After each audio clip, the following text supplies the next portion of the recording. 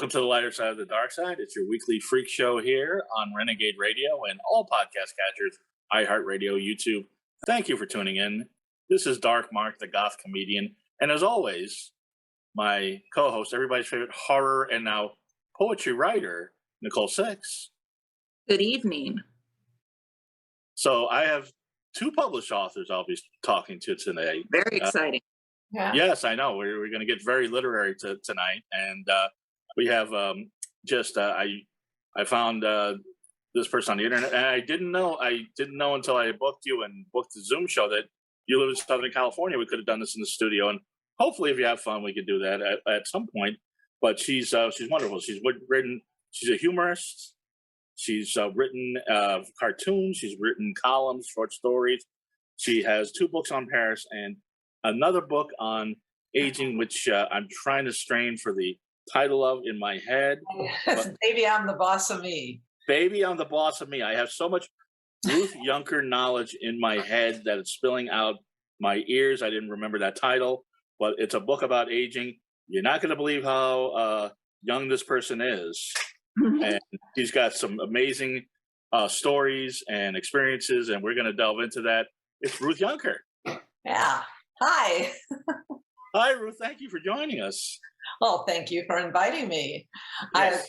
I said to my daughter, who's this lawyer up in Oregon, I said, well, I've been invited on Dark Mark. The Dark Mark Show. Yeah, the Dark Mark Show. I said, I forgot your. She went, yeah, that sounds great. I forgot your book, and you forgot my show title, so we're even. That's okay. It's Mark and Ruth and Nicole. Hi. Yeah.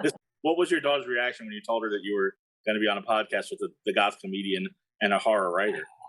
Oh, she thought it was great. She's an Aquarius, so she thinks that's even though she has to be a lawyer in her daytime thinking. She thought it was great. You know, that's wonderful. Yeah, you were an astrologist too, and that's another thing we're gonna talk about. But before we get started, you have so much energy, and you always do. And so it's 3:00 in California. I'm starting to fade, so I better get some energy. So what I'm going to do is I'm going to have a can of my favorite energy drink, Raze energy drink. I love this stuff. I know you love coffee, but I love this. This is the best. You can't get this in 7-Elevens, grocery stores. You can get this at gyms, GNCs, because it's got electrolytes, all sorts of stuff. And the best part, 0 calories, 0 carbs. Yeah, right. Zero crash. This is the Baja Lime flavor. It tastes like Baja Blast from Taco Bell, except you're not going to Taco Bell and getting garbage and drinking sugar. You're drinking Raze energy drink. Let me take a sip of this. Delicious. If you go to the description of this show in podcast catchers or YouTube, you'll get a link where you get 15% off a case.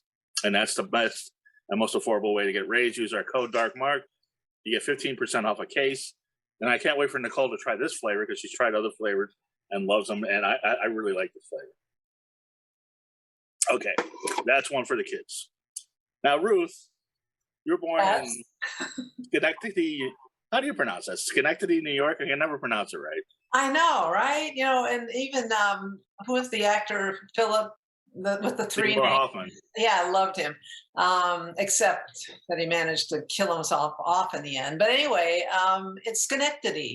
And try learning to write that when you're 6 years old and they say, fill in your place of birth, and it's always this long, little tiny place. But it's pronounced Schenectady. Schenectady. I lived there for 9 months.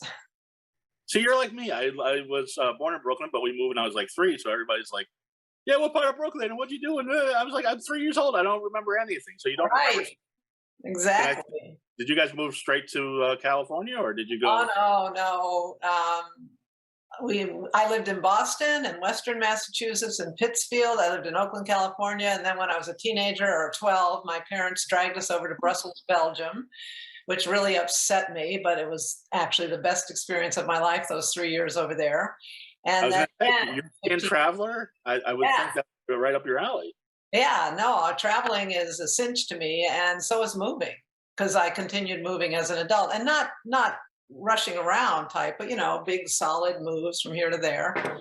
until recently, then I sort of took, when I finally was freed of, I'm the older one in a big family, and I had just gotten divorced when my mother died. And so I sort of took over my father in our family home there for like 12 years, but it was great. And when he died and my last pet died and my two children were grown out, at that point, at the age of 67, for the first time in my life, I got to live alone, which is what I wanted to do since I was 5 years old.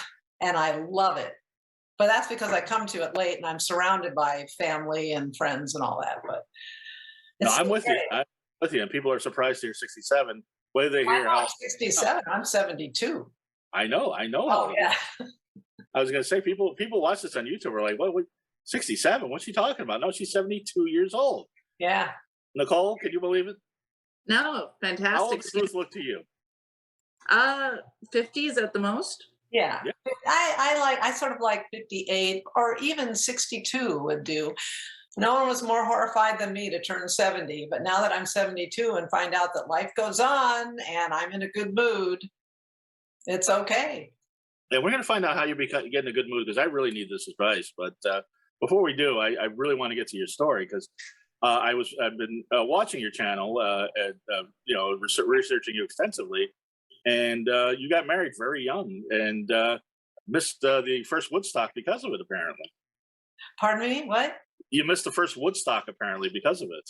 I know. Well, we both did. We were both, like there we were. But see, we were in Southern California, in Los Angeles. I mean, it wasn't too much of a stretch to have. You could have gone, you could have gone to Altamont, but that was a disaster.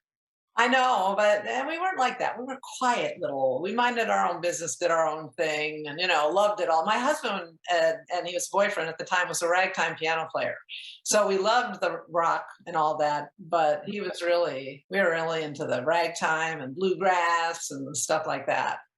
Right. Now tell me, because this fascinates me, and I ask my parents every now and then about this. But what was it like growing up in the '60s? I mean, you were there. You were there. The Summer of Love, all that stuff. It was. On one hand, it was perfectly natural because, when people talk about the good old days, the good old days, they were just as frightening. They weren't nicer then or anything, it was bad. You were the modern times, even if it was 1902, Mm-hmm. But so, I was in high school and then I had a boyfriend.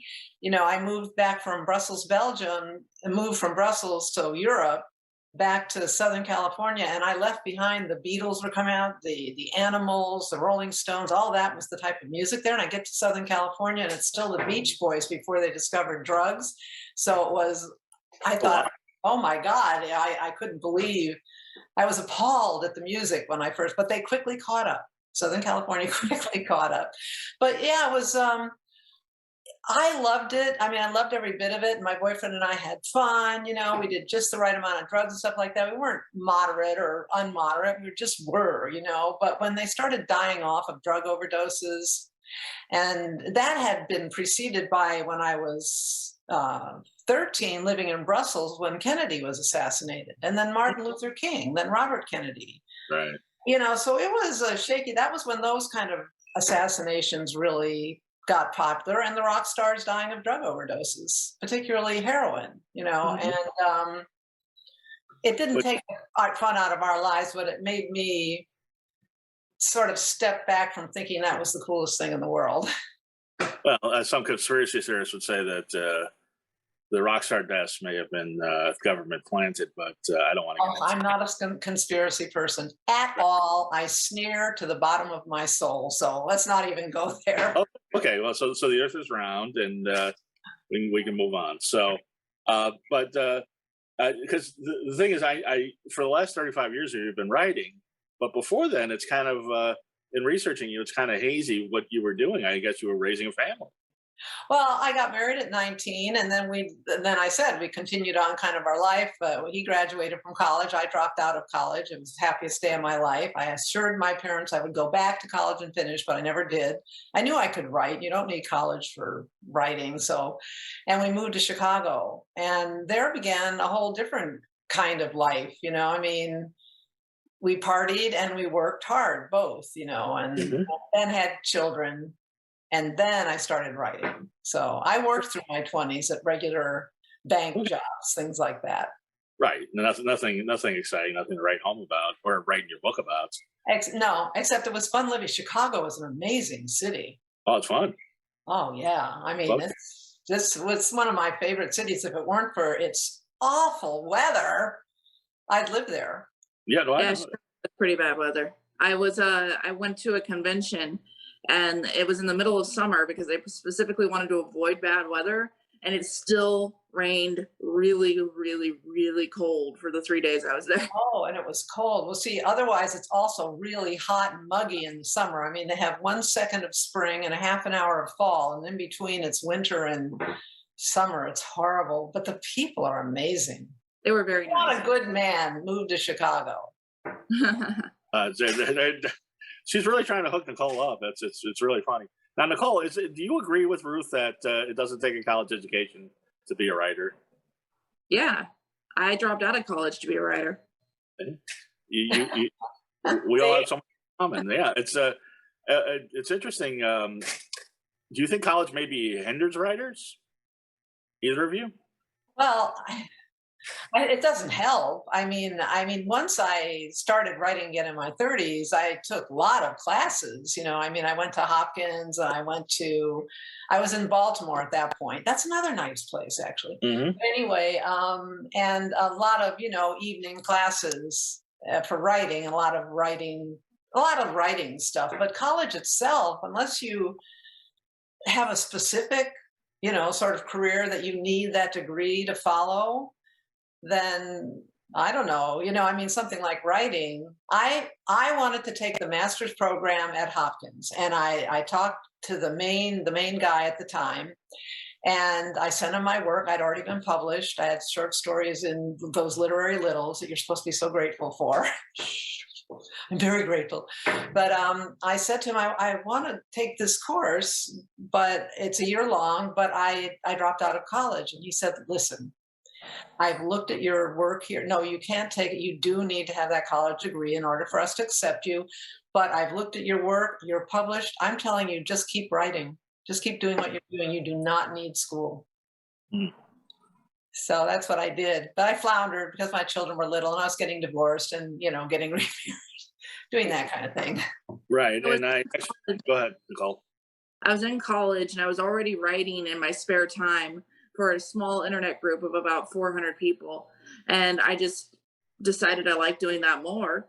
And then I submitted my first manuscript, and I was politely rejected, saying I needed more experience and to come back in 5 years.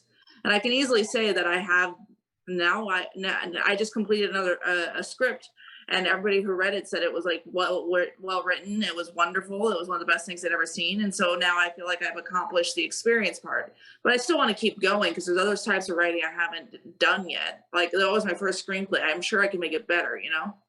Oh yeah, no, keep at it, keep at it. I mean, writing is just like any of the arts. You just have to have faith in yourself.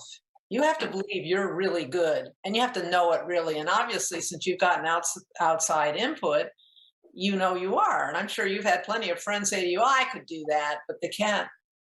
Like writing funny. When I stopped writing, I independently published my 3 books. When I wrote the first of the books, I'd been published before then, traditionally, but not books. But when I started getting, I sent off the proposal and started getting little notes back from the agents in New York City. And I'd had agents in the past. I had a big break of about 7 years in there. Mm-hmm. And they wrote back to me and said, oh, I'm just not sure anybody, your voice is okay, but yeah, you got to have a voice, by the way. Mm-hmm. But, we're just not sure anybody's really going to be interested in a book about a woman in Paris, a funny book about women in Paris. And I thought, fuck you. And then I said to myself, get off your pedestal, Ruth Yunker, and self-publish this book. And I did, and I've never looked back. I mean, even if you get published traditionally now, you still have to do all the marketing. You don't get any money up front. I mean, you don't get anything. I mean, the internet and this independent publishing for all the artists, it's amazing. People who have music careers who would never have had it if they were waiting for a traditional music company to take them on. Instead, Right. promote their stuff on internet. And Right. Chance the Rapper, Lil Nas X, they made millions and millions without any record company backing. You probably made more money on those books publishing them independently than you would have with a publishing house. probably. Right. One of them I totally ignored, and it dropped like it sunk. And so I'm never going to do that again. But no, it's, and also, it gives you the power within you to go forward, like with your poetry and, or your screenplay. It's just, that's a tough world. Boy, I tried writing a screenplay. I took some screenplay classes at UCLA. It's hard. What was your script? I failed. What was your script about? Oh, I don't know. I forget. There were a couple. I wrote 3 whole scripts, and I was strictly interested in romantic comedy because how hard can it be, right? It was like improv. I think you did improv, Mark. I'm sure, yeah. Yeah, so I tried improv there for a while because someone said to me, you should be doing a one-woman show. People are always telling you what to do, right? I mean, Yeah. And so it knocks you off of wherever you think you're headed. And I start to listen and go, oh my God, man, I should be over here, but I'm over there. But that's sort of talking to me over here. My whole thing as I get older is start trying to let everything in. I'm a Leo, and it's all about it's my way, or, I know the answer, and I don't know the answer. Right. But, the improv, oh my God, that is so hard and not at all what I expected. There's rules. There's rules to it. There's definitely rules to it. Oh my God. You have to respond to what that person's, oh no, I was actually, I took a couple improv classes, and because I've been doing stand-up and because I have a very off sense of humor and I can improvise, I was a little advanced for the class. Like the class, they had to stop because they're like, people couldn't keep up with what was coming up in my mind. And there was another guy in there that was just as sharp, and everybody else was just kind of like, we were up here and they were down there. And even the teacher was like, I can't keep up with you guys. But yeah, you can't deny anything. Improv to me has too many rules, which is why I do stand up. But I tell people if they want to get into the show business, and especially if they want to get on Saturday Night Live or something like that, or get on TV, do improv, don't do stand up, because that gets you, if you can do that, that's what they're looking for, is more of a discipline. Well, that's kind of was what I went into it for, but even above funny, they want the discipline, really. Yeah, right. There was no room for funny. That's what I found out, right? But Ruth, do you have any, because I neglected to say this at the beginning, and it's so horrible of me, that Nicole just published a book, Poetry Slow Burn, self-published. And do you have any suggestions on how to, what she could do to market that? It's doing well. I'm just saying. Oh, good. From your experience. Well, I don't know. I struggle. I mean, I do a lot of social media and talk about it. And my first book, I actually did the best with. And that one, I would call friends and have them, and I refuse to do one now, but anyway, have them do a book reading where I came to their house and they invited 20 people, and 20 people had to buy that book. Nicole's done that before. Well, huh?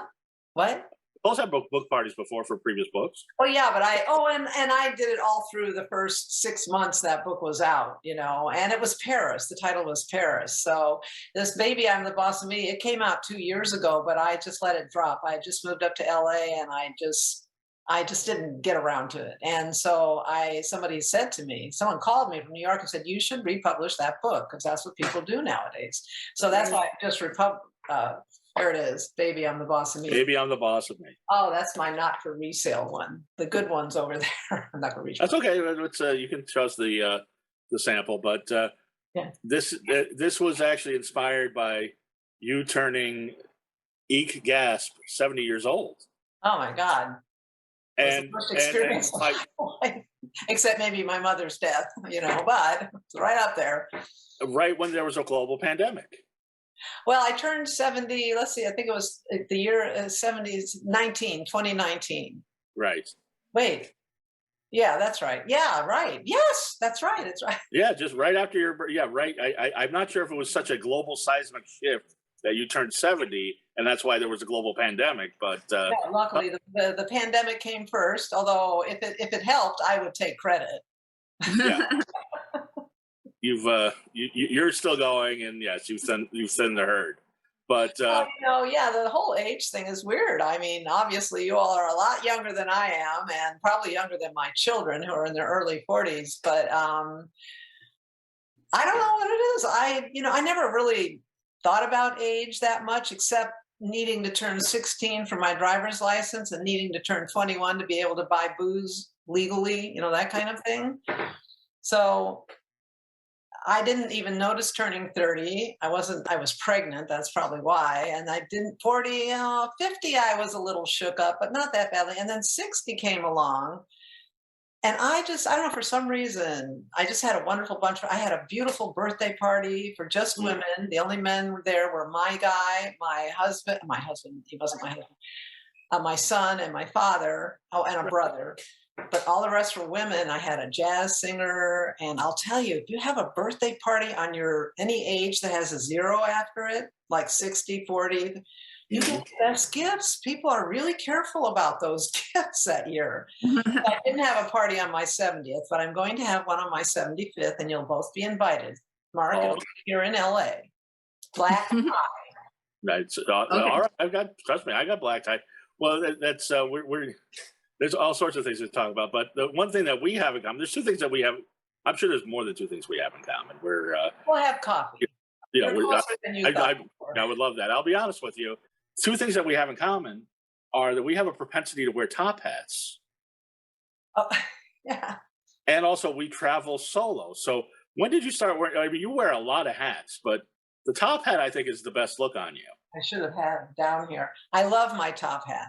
Just love that. I got it several years ago to wear to a Kentucky Derby party. My parents were Kentuckians, and so Kentucky Derby was a big thing. But this was, I knew everyone was.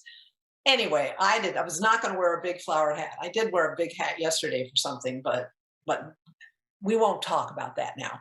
But no, anyway, the top hat, yeah, it's just, I wore it to a Kentucky Derby. I was the only one that didn't have a flowered top hat. I did have the appropriate dress, but. Right.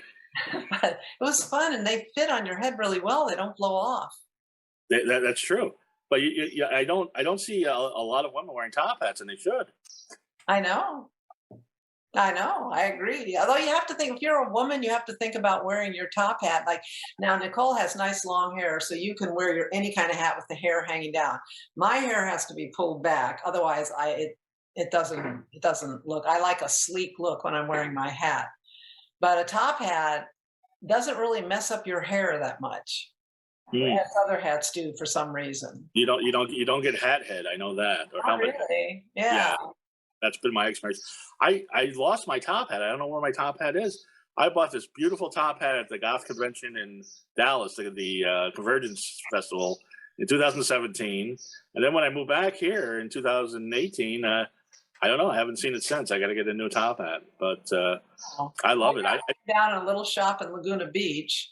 Well, maybe we'll go shopping. I was in there for the hat, for the real hat I was going to wear to the Derby party, and it was way up there. And I said, "Hey, could you hand me down that?" She said, "Oh, my top hat, yeah." And she gave it to me, and it's just great. I love it. I even take it to Europe with me because it fits in my suitcase.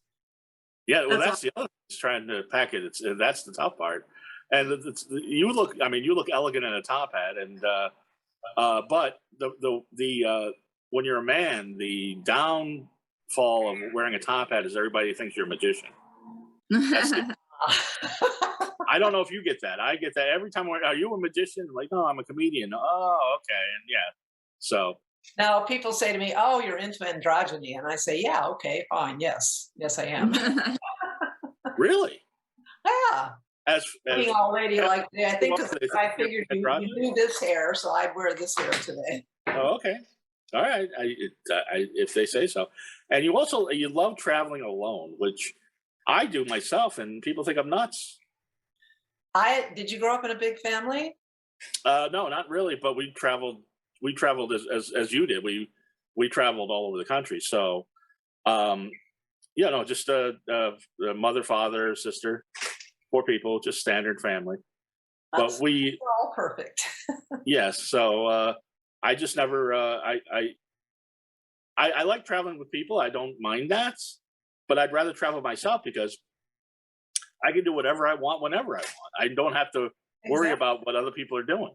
Exactly. The first trip I went on with my second husband to our honeymoon, we went to St. Bart's and we get down there and first of all, he expected me to speak French fluently because I can for some reason I can't speak French when I'm here in the States. When I'm over in Belgium or wherever, France, wherever over there, enough French comes to mind. But he wanted them to immediately, he actually sat down with our coffee, whipped out a pen and a piece of paper and said, okay, let's make a plan for what we're going to do today. And I said, stop Right. right there. I'm on vacation. We're in St. Bart's. I mean, I don't even know where I'm going to go lay on the beach or something, you know. I mean, yeah, so you don't have to ask anybody. In fact, I went to the start of this Paris jag, and I went about 16 times before 16 years in a row before COVID hit. Right. And a few times towards the end, I actually allowed a friend to come and visit me for a few days, you know, because I really wanted my space. I would be there for 6 weeks. For me, it was being alone too. Now I'm thinking when I could use a helping hand on some of these trips. I mean, Right, a manservant. You were saying. yes, precisely. Can I say that politely and get away with it? On this show, you could say far worse, actually. But yeah, I'm sure there's plenty of manservants who are ready and willing to travel with you and service your every need. Yeah, that would be very nice. And especially even now, though, when I'm on a trip and something goes wrong, I think, what would a man do? How would they react? And it's always just women. We disseminate. We, you know, kind of want to crack up and cry and stuff. I don't do that because I was the oldest kid of 6. I mean, but still inside I'm going, oh my God. I arrived in Paris one time and had to get to my place and there was no transportation in or out of Paris. It was all on strike. And I had just been from Greece, which had been a hell of a trip and a writing thing. It was good for that. But the travel part of traveling alone is a drag. The suitcases, especially if you go for a long time and you got big suitcases. But once you get there, I know some people say, oh, I'm afraid to travel. But don't you find the minute you get to the new place, your feet are on a sidewalk and you're standing upright and the sun is up there and people are walking around like it's perfectly normal. And you realize you can survive. The only country I feel a little, or two of them that I don't think I'd tackle on my own are India.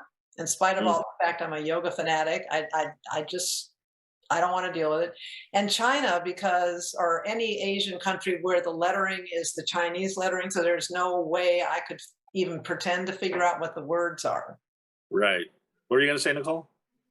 Nothing. Oh, I thought you had. I always try to anticipate when Nicole's saying something because of Zoom, because we tend to like say things right at the same time. But I will say, since I've instigated just a really awkward pregnant pause, it might be time for Nicole to talk about our other sponsor. And by the way, I know in your hippie days, you maybe smoked a little weed once or twice. Did you think at some point it would be legal in your lifetime? Never. Well, it is. No, it's Nicole's going to tell you about it. Okay. Just You don't like tell that? my daughter. Do you indulge, or you have no comment on that one? On what? You indulge, or are you gonna? Yes. You have to Okay. comment. Are you kidding? Except don't tell my daughter, is what I said. Okay. She's the only one. No, she mustn't know. Not yet. But no, I can't believe it. I mean, I stopped drinking 22 years ago. I had to. Right. And so at the time I also quit pot.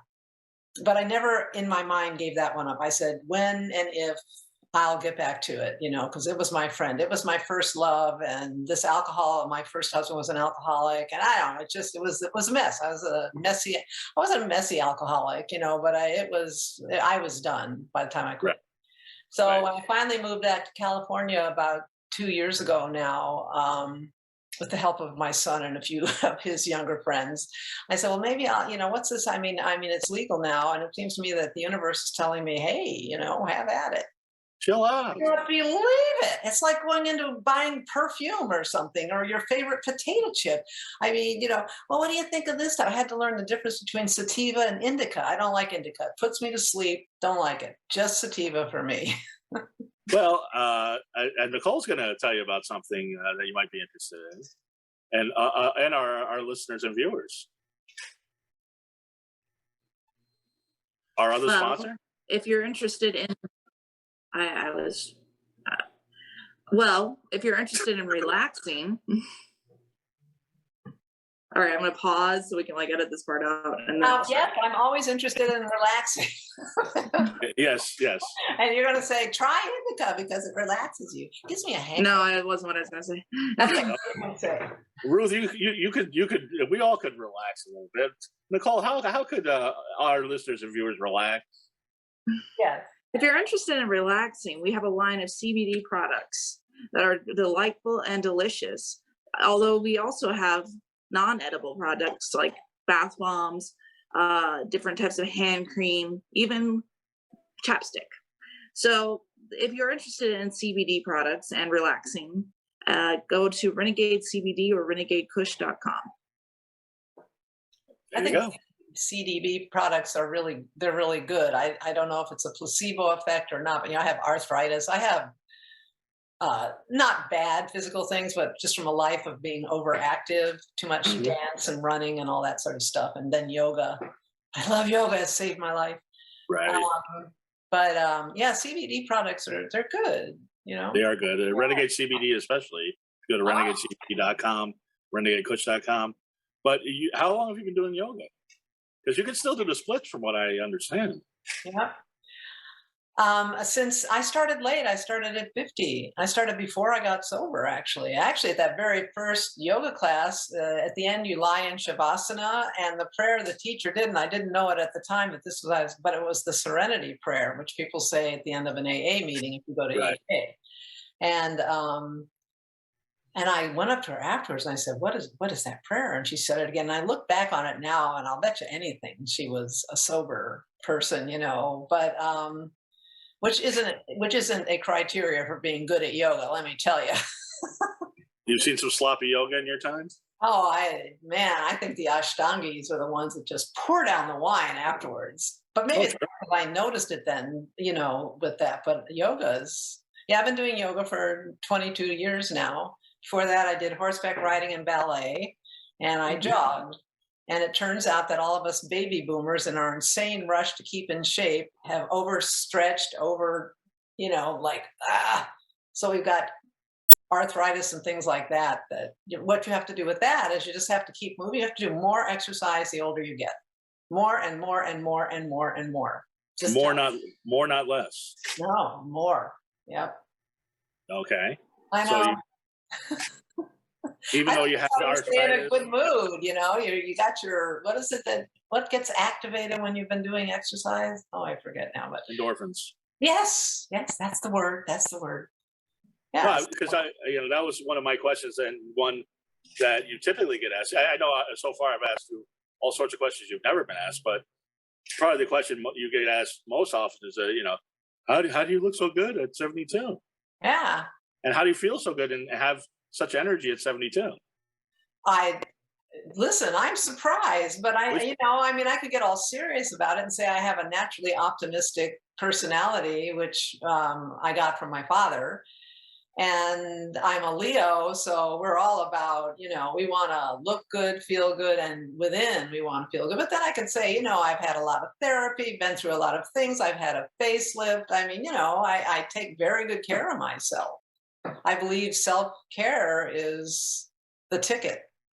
Well, I was gonna ask about plastic surgery too, because I showed your picture to a friend of mine who's 69 and doesn't look at herself, and she's like, "Has she had work done?" I'm like, "I don't know. I'll ask her." But I think she spotted it. I didn't spot it.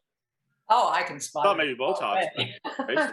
Everybody at a certain age, if you're, because your skin drops on you regardless. So if you can do something about it and can afford it, just barely, then, apparently they've gotten very expensive, these facelifts. But there's all kinds of things. I mean, it depends on the person. Someone said to me one time, "How do you look so good?" And I said, "Well, I forget. I did my little. I like to start off by saying I drink a lot of water and I do yoga. You know, Mhm. and then look at this, Well, that's a good one. By the way, I had a facelift. I mean, one of the chapters in my book is telling your grown daughter about the facelift because they always crack up. They're furious that you're having. what was your grown daughter's reaction to your facelift? Oh, she was horrified. She was 25, so she looked like a 25-year-old, right? Mhm. I think your kids want you to not show any vulnerability when they're adults. They don't. My son particularly, and he's a psychologist. You know, from him I get how does that make you feel, Mom? And from her I get just the facts, Mom, just the facts. Because she's a lawyer. Yeah, because she's a lawyer. She did that the other day. Well, what did it say on the contract? I said, I didn't read the contract, okay? I just signed it, all right? I trusted the person. And it is fine. It's fine. But I mean, she stopped. But yeah, she didn't. I think they don't want you to, they don't want to think that you're feeling vulnerable because it makes them feel vulnerable. Because our mother's faces look the same to us always. My mother used to say, should I have a facelift, and pull her skin back? And we'd all say, you look great to us, Mom, but it's entirely up to you. Mm. Yeah. So the day my daughter called to say, Mom, who's your Botox person? I knew that the the balance had come. Yeah. So now you guys can go in for Yeah. up together, whatever. Yeah. When her time comes, I know where to send her if she wants. Exactly. Well, whoever it was did a good job because it doesn't look like you've had plastic surgery, but you pick your surgeon carefully. And the other thing about plastic surgery is people will also say, I don't want that windblown look or whatever. And that's either if they've waited too long or they don't really know what their face is. Because I also believe if you're going to do that on your face, you have to also make sure your body is in good shape too, and you also have to feel spiritually and psychologically fit because it won't fix any problems.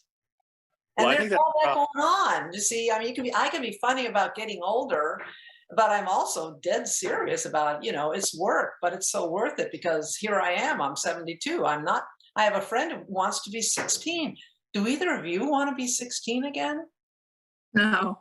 No, me either. 16. Oh, was it good for you, Mark? No, I mean, I understand the reasoning. They want to be 16 with the knowledge they have now. Well, yes, and that's not it doesn't work that way. And this particular friend says, "Well, that's just because you're so down to earth about everything." And I'm not down to earth about it. Catch me when I'm high. I mean, no, give me a break. It's just I'm realistic about it. There's as much of a neurotic mess as I am now. When I was 16, it was ridiculous. But but if I knew then what I know now, I would be the coolest guy ever. I know. I mean, who are those teenagers? I would always tell in my family of 6 kids, and even with my own 2, we weren't those type of high school kids who were really popular, not unpopular, but just not really popular. And I always said to them, listen, they peak in high school, those types, the prom king and queen or whatever they are. I went to Catholic girls' school, so I don't know about that stuff. But anyway, where are they now? I bet you anything, 90% of them are selling cars and miserable. You're right. You get to college and suddenly there you're a little more in control, and you get out of college and then you can fall on your face and get up, fall on your face and get up. And hopefully you gradually, figure certain things out. I mean, it took me a long time. It took me till I divorced that first husband after I had my 2 children. Right. Begin to get it together. That's when I started. Well, things have flipped now. So the outcasts are the in people, and the jocks and the ones that try to be fashionable are the ones on the outs. So I don't know what's going on in high school these days. That might explain all the shootings, but I don't know what's going on. But the other thing, you describe yourself as a fashionista, and you are very fashionable. But I was watching a thing. You had a video about your Keira Knightly eyebrows, and oh, you've been looking at my YouTube channel. A few times, yes. I've got to get that thing back on again. Oh my God. Yes, my white eyebrows don't match the hair. Yeah. This is actually, according to my hairdresser, who I've been going to for 20 years, this is platinum. He's dying for me to go white. He says, there's all kinds of shades, there's all kinds of things we can do, and you can be one of those Silver Sisters people, the big thing on Instagram for my age group. They'll say, I started my transition 3 years ago, and I'm thinking, transgender? What you look? No, they're talking about this trend on Instagram of women my age, they let their hair go gray. No, they're not even my age. By 70, we're over that. They're more like 50, 40 to 50, that kind of iffy area. I was doing that at 40 a couple of years ago. I took because there's some grays were popping in. And it was the pandemic too, so I'm not going out. So I said, well, I'll strip the black and get the silver in, and it looked good for like 3 days. And then I couldn't find the right silver dye again. I would have it silver now, but I couldn't find the right color, the right match. It just always came out a weird different. You have to get a hairdresser. There comes a time, and you're giving a person a job. Okay, well, that's during the pandemic. Now I can do it. Yeah, but I got to strip the black out first. But that took, because I had a hairdresser do it, and it's a whole thing. But no, because my eyebrows don't match my hair. People sometimes give me crap about that, but you have the same thing. But you say the eyebrows are very mascara, and I have an eyebrow. Actually, I haven't had my eyebrows done since the pandemic, and since I moved here, I need to get my local person is back up in LA, and I'm down in Long Beach, and she's not even back, so but I have to do something. But they're white, they're white, and I thought, that's just no good. I think we need to keep our eyebrows. Older people, especially older women, they kind of let them go. They bleach their face out and they lose all expression. You've got to have the eyebrows and red lipstick. My youngest sister's 59. She won't be listening, so I can say these things. She doesn't wear lipstick. And she looked at me one day and said, I don't like people who do wear lipstick. And I just thought, fine, look like a school teacher, and there's nothing wrong with school teachers, but you're not a school teacher. Died a year and a half ago, and she would like to meet someone else. So she needs to, like the peacock puts his tail out there, have fun with it. I think it's fun. I always like being a girl. We could play with our looks so much. You have a few very frank videos about sex at your age. Oh yeah, well, what can I say? And apparently you have to take your hearing aid out, which I didn't know. I didn't know hearing aids. Nicole, hearing aids screech when people start kissing. Wow. Well, I don't think, well, just don't have to worry about it until you have a hearing aid. And luckily, Right. the man and I knew each other well. He claimed he didn't hear anything. Of course he did. He's like that. Oh, God. He thought there was just sparks flying. Who knows? Yeah, he thought what's happening here? Yes. My brain's exploding because I'm kissing Ruth. I know, yeah. Well, I've dated older women. I've never had them take out hearing aids, but maybe they did, but I didn't see it. I don't know. I think I don't know. I'm sure you don't date women who are 72 years old. Oh, no, he does. Yes, I do. He likes older women, older. Here's the thing, and here's what it's gotten to the point where in the comedy clubs, they don't even think of me as a goth comedian anymore, even though I'm wearing makeup. They think of me as a guy that flirts with old ladies. But here's the thing, and Ruth, please clarify why this is. Maybe, and I wanted to wait for later in the show so you have an idea of my personality and my charm. But for some reason, I could tell that right away. Women over 60 find me very attractive and always have since I was in my 20s. I used to wait tables at Denny's, and I had just older women would just hit on me, 90 years old, hit on me all the time. What is it about me that but women my age and younger, it's hit and miss, mostly miss. I'm not even going to touch that one with a 10-foot pole. Oh, I thought I would get some insight from no. my target audience. I don't know. No, my son isn't married, and it's all their fault, not his. It's like my daughter's been married twice, and right. I don't know. It just depends. He'll say, I'm not lowering my standards. And it's like, you're not even seeing this, that, her, they've got for him, it starts with what they look like. And that's, well, I'll be honest with every man, it does start with what they look like. That's, well, it does with women too, but I think I don't know. No, it does for women too. So women say, no, I'm attracted. No, you're attracted initially, physically. Yes. Let's be honest. Well, now, and every woman has a different type. Well, we were discussing that before. Yeah, we were discussing this before. All my friends have a different type. We do start. It's like picking a book, right? First, you get interested by the cover, and then you read the background, the synopsis on the background, and then you decide if you want to read the book. So it starts with their looks, then their personality, because women are really big on personality because we need to feel a connection. And Right. so if your personality is shit, we're probably not going. I mean, there are some women who are like mistake that for like a challenge or like love, or like some women who don't love themselves will go out with the guy who's a complete jerk. But most women are like, that guy is a self-absorbed jerk, and they will then not go out with them. But women like that personality type. Some women do, but that's usually something wrong with them.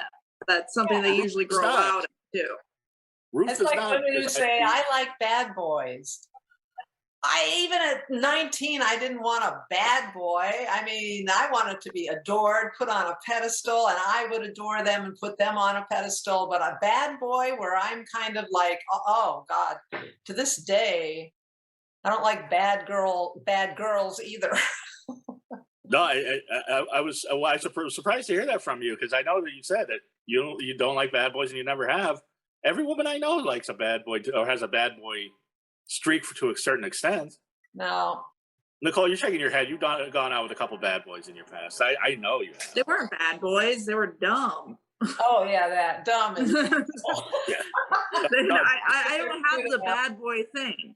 I have a nice guy thing, and then I end up thinking that someone's a nice guy, and it turns out they're not. But when I first meet their representative, as my friend would say, you don't meet a person right away. You meet the best version of themselves. Yeah, when I meet them, yeah. So I've fallen for a couple of liars, but not bad boys. Yeah. So, yeah. So I have dated women over 60. I've had, and so I like I said, if they're extraordinary, beautiful women I'm attracted to, who cares? Whatever age they are, as long as it. Yeah. They have to be older than my children. Right. That's mine. So 50 and up, 45. You just get hit on by young men all the time, though. Yes, and it's boring. It's boring. I think what you might be thinking of is just that they're more experienced, so they'll know. They'll just have more creative things to do in bed. That's maybe that's what they're thinking. I'm thinking, I don't know. wow, she's attractive, and then you get to know them, and you're an intelligent, accomplished, funny woman, and I've dated a few that were just extraordinary women that were over 60. Who cares? Lots of us, definitely. I was in my birthday last year. I hung out with my 70-year-old ex-lover in Las Vegas, and she used to be a personal trainer, and she's an extraordinary, and she finally went gray. She held on to that was a tough one for her. She's like, and she was like, oh, do you like it? I'm like, yeah, it's good. But she resisted gray for a long time. Well, I think a lot of women who go gray are the ones that are the loudest about it, usually have gorgeous heads of hair to begin with, like Nicole's hair. When you get to that gray thing or not, you've got hair that just goes, oh, it's gray. I mean, mine is this is, gray. I don't have a lot of hair, so the blonde, I went blonde at 50 when I moved out here to California. I went into the hairdresser and I had kind of brown hair.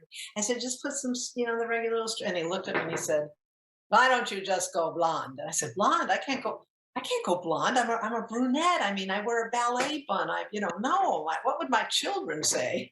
My husband at the time, I didn't even think what my husband would say. Well, he was fine, but he thought it was great.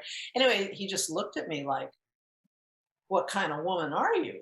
Are you a man or a mouse? And I said, all right. And it was after peroxide. It wouldn't hurt your hair or anything. I said, okay. And as he was leaving, he said, and we'll give you a good cut. And I went, wait, whoa. And he cut all my hair off. And I went out there with a kind of a butch blonde thing. Mm. My husband looked at me and he said, hot dog. I want to be with a blonde. And I've never looked back. Babies like blondes. Blondes have more fun. Yes. People, I think when you have blonde hair, it's people just smile at you. And people have always smiled at me. Because I smile at them, I make them smile at me. I hated it when we were on mask, and I couldn't recognize the smile behind the mask. But I don't know, something about blonde, and I'll stick to that too. I don't talk about it much because but blondes are people just naturally kind of go, oh hi, and they don't like to have Because we talked about this about a month ago with our friend Livingston, and Nicole agrees with that. When she was blonde, she said that people bent over backwards being nice to her. Yeah. Yep. Yeah. So is your hair red or is it chestnut? It's red. The lighting in this, I have a weird lighting, but yeah, it's red. I actually need to touch it back up. My roots are coming in, so I gotta like go through and get it all done up again. But yeah, it's red. But I have this cute little like flip thing here. Ooh. I tuck one behind my ear and I do the.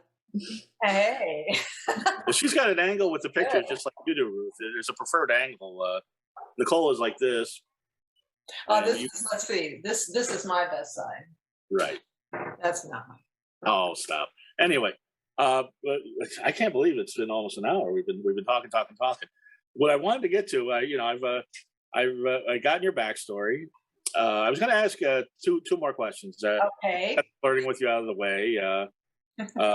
I guess it never is. But you talk about flirting a couple times in your YouTube videos. You love flirting. Yes.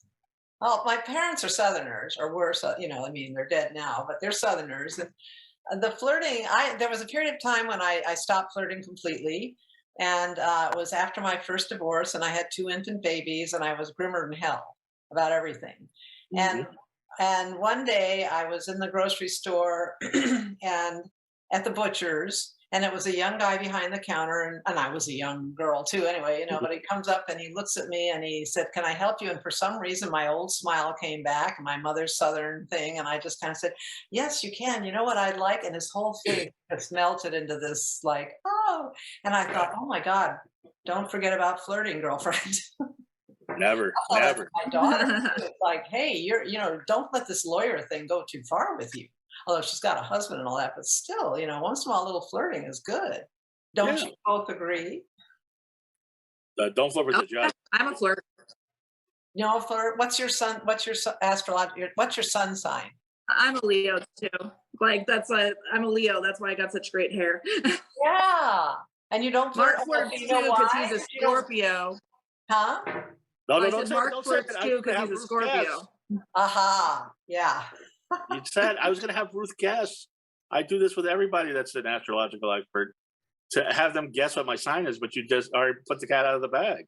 Oh, I'm sorry. I didn't know you were going to do that. I'll remember for the next time we have an astrologer on. No, that's Mark, you're a Scorpio and you're a Leo, right? I got that right? See, I'm afraid of Scorpio women, not Scorpio men. I'm not afraid of men at all. But women can knock you sideways if you're not careful. So what does that mean that I'm a Scorpio man and Nicole is a Scorpio woman? No, I'm Nicole, a Leo. I can see how we both corrected him. Listen, Leo is our top dog. What can we say? All right. And Scorpio men, I don't know. I mean, I'm sure they're wonderful. My son. They're definitely sexy. They have a cold raw sex appeal to them usually, but they also are very smooth. That's what I say. Scorpios are very smooth, and if crossed, they can be very scary. So I understand why you're afraid of Scorpio women. Yeah. I'm always in the wrong with a Scorpio woman. Not anymore, ever again. Hope. Apparently there's a misprint on my birth certificate, but because I'm not smooth and I'm not somebody to be feared. Well, you've also got your... You're totally smooth. You are always charming. What the hell are you talking about? You say so. He's just trying to get you to compliment him. Yes, yeah, exactly. Right? You saw through my ruse. Now, Ruth, what is so special about Paris? Because I've never been. Nicole, have you ever been to France? I want to go very badly. I'm halfway. We both go. What is about Paris that inspired you to write 2 books? Well, I didn't want to go to Paris. The only reason I needed to get away for 6 weeks, and I wanted to go to someplace. I wanted to go I wanted to get away. But anyway, went for 6 weeks. And of all the places I was thinking of in Europe, I wanted to be Europe. I like Europe. And I was going to stay for 6 weeks in my own apartment. So I didn't have a hotel. I finally said, look, to myself, because I can get very pragmatic. If you go to Paris, everybody adores Paris. I'd been there when I was 12. I hated it. I didn't like anything when I was 12. But I at least speak the language. So I knew that if I needed to go to the grocery store or something broke down or, whatever, just to deal with daily life, it would be better if I had some French in me. And so by the end of that first 6 weeks, and I had so many things go right and so many things go wrong. I mean, it was amazing. I suddenly thought, oh my God, I've got a book in me for this. This is a book, but I need to come back for more research. So that's when I began coming back about because the very first time when I left, that was before you could check into the plane, beforehand. And so when I got there, the plane had been overbooked and I was late and I got bumped off the flight, me and many other people. But what I got was a free round trip ticket back to Paris, LA to Paris. And that's how I came back the next year. And then just kind of That's wonderful. yeah. And so I didn't expect to care about Paris. And I still, when I'm not there, like right now, I have all my friends saying, when are you coming back? I mean, my God. But but when I'm there, there's just, I don't know. I don't think it's anyone's. I think Paris is just like all of them. I think it's, a famous thing. It's almost a caricature of a famous town to go to, like Rome. I love Oslo. Oh my God. But there's something about getting to know a place like I know it, in terms of I know which arrondissement I want to live in. I have friends there. I have a social life there. And so I don't go be a tourist for 2 weeks and see all the sights. I don't know how that would feel, because Parisians aren't easy to deal with. They're snippy. I get corrected by them. They say, yes, you speak French, but you speak it with a Belgian accent. How to make them smile, and if you can get a Parisian to laugh at a joke, and if you can say it right, because I speak broken French. I'm very sympathetic to immigrants over here who are speaking with broken. In their own country, they sound just like us. Geez, this is a newsflash that French people can be rude on occasion. I would have never thought. They can also be very nice if they figure, if you're actually in their neighborhood and stuff like, and you live there, then they're fine, But I know why. It's the town is crammed with tourists, and tourists are pains in the ass. I lived down at Newport Beach on the water for 12 years in my family beach house, and I was with my father, and it's. Tourists are down there, and I do go to places where I'm the tourist, but they're not bad people. They're just oblivious. They drop they're happy, and they're also happy all the time. If you live in a town like Paris, I've even gotten so I choose the months where the tourists are the least. Right. So I think if you live in that kind of place, the locals are just sick of you. They just don't care. You can't manage to give me the right amount of euros. Learn a little French. Just anything. But go over there, and it's not just Americans who are tourists like that. In fact, actually, Americans are pretty good. Apparently, the Germans can be a little in your face. But it's just what it is. I don't know. I fell into the Paris thing. I can't say it's my favorite city in the world, but some of my favorite people live there. So another newsflash: Germans are impatient and authoritarian. That's I would never think. But so Europe is exactly what we've been hearing. The French can be rude. The Germans are a little angry, and the Oslos. Oslo apparently is the best place to go. Well, I don't know about that, but I'll tell you one thing that's really convenient about Oslo or Norway is they are taught English starting from first grade. So they are all fluent in English. So that's great. Boy. You get in your Uber and they speak English. It's great. I love it. That's good. And they have flirty tailors and flare jeans. Yeah. Which I don't like flare jeans. I never did, but that's just me. But before we go, and thank you for coming on. This has been a delight. Every show in 2022 has been so great. But tell us one thing before we go, a secret that you have, how to be ageless like you. I either would quote from my book or, my current thing that I go into ad nauseum on Instagram, and it's part of but I believe in it completely. And it really started during the pandemic when we were all stuck at home. Is start being, don't listen to the news for one thing. Your friends will tell you about, but just get rid of that. Start paying attention to the little miracles in your daily life that start in your house, wherever it is you live. Start there. Notice them.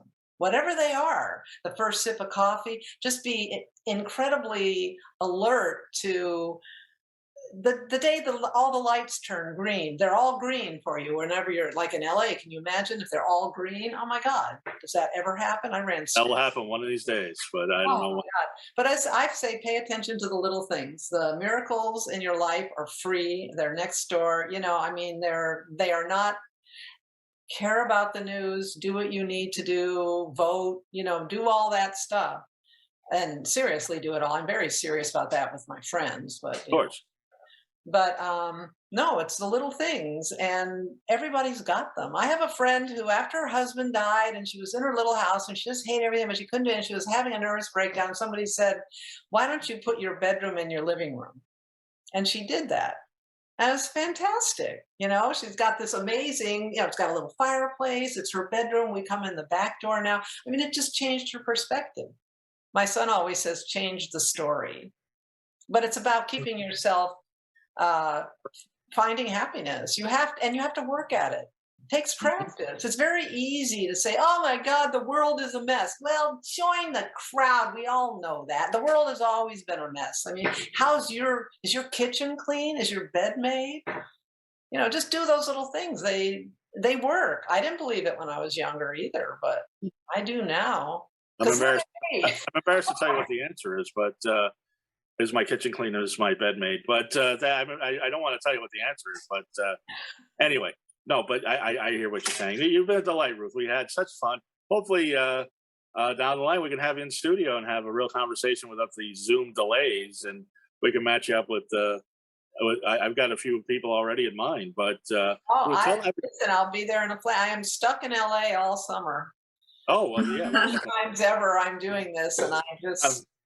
I'm thinking, Nicole. I'm thinking, Tanya Moon. I could have you on with. Oh yeah, Tanya. Yes. Tanya Moon. That's a good name. Yeah, she just turned 69. We just had her 69th birthday, and boy, she hates when young men. She gets hit on by guys in their 20s and 30s all the time, and hates it. When my son and I go out together, we always I can tell he's going to say less about it, but there's always that first look where people think, is she out with a younger guy? You know, that kind of thing. Who cares? And he'll say, "This is my mother." Yeah, but that's another thing. There's no stigma when there's an old fart guy with a young woman. I think it's more along the line. You just don't want people to think you're dating your son, Mark. Yeah.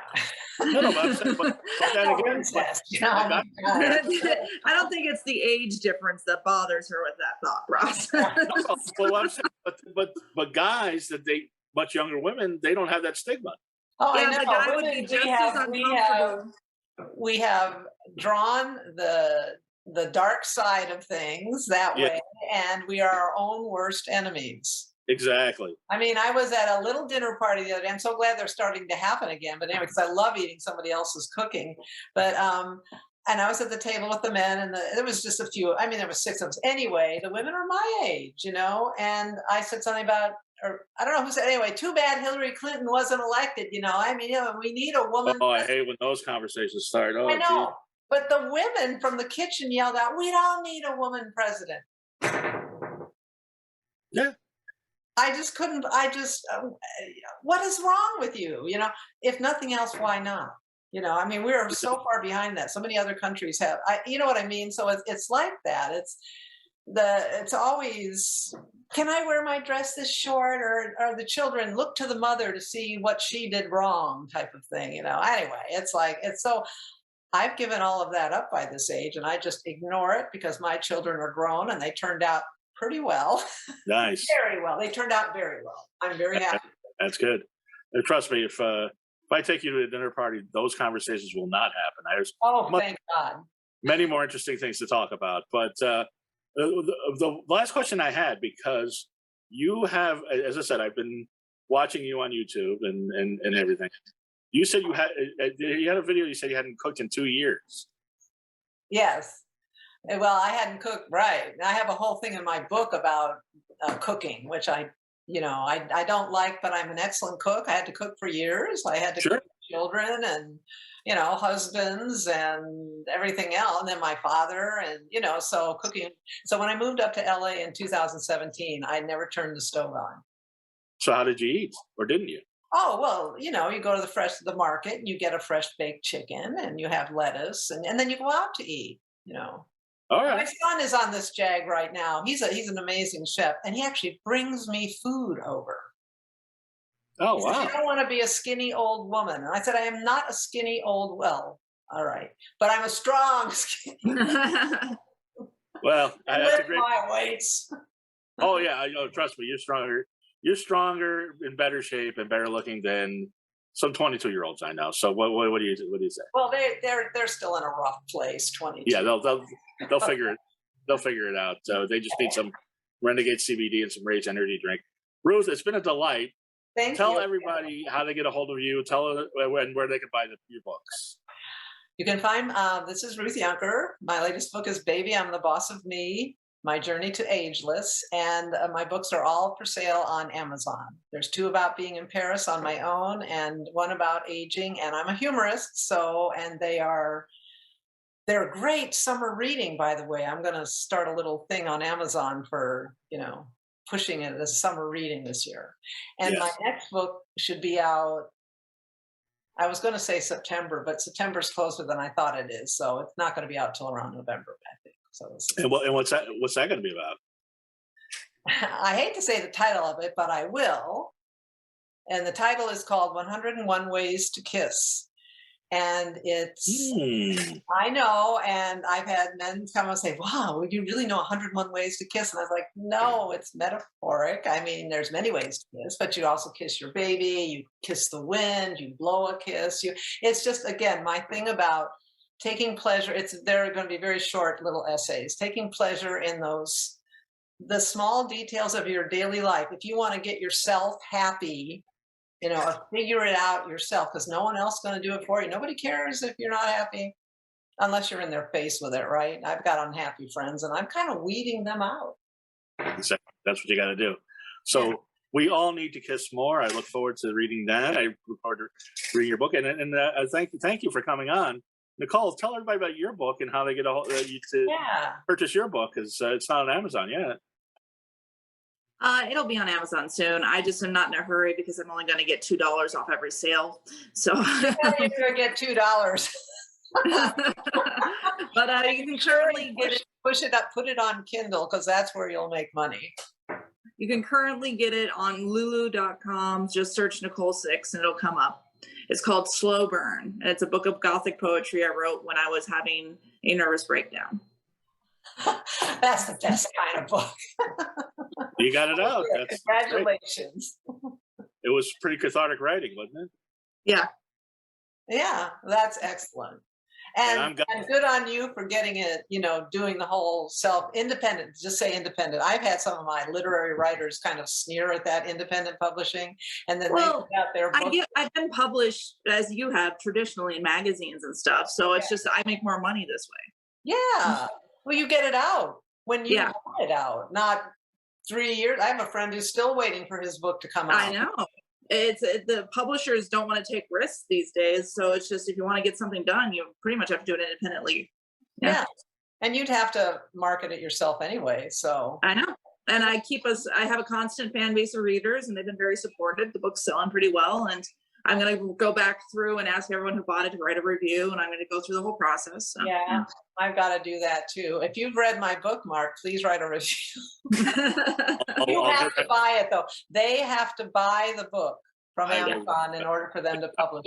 Buy it. I will read it. I will review it. Oh, thank you. And I will write a book myself someday. And check me out on Goth Comedian on all social media. Everybody have a wonderfully creepy week. Bye. Bye.